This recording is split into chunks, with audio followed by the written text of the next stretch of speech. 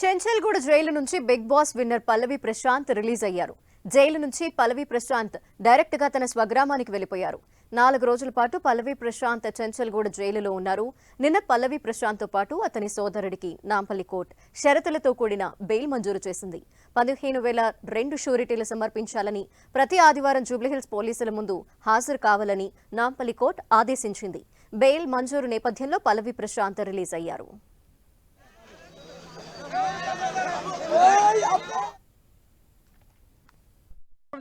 ఇక్కడ ఏంటంటే fans problem ఉంది కాబట్టి డైరెక్ట్ మేము చెంచల్గూడ జైలు నుంచి వాళ్ళ ఇంటికి వెళ్ళమని చెప్పాము.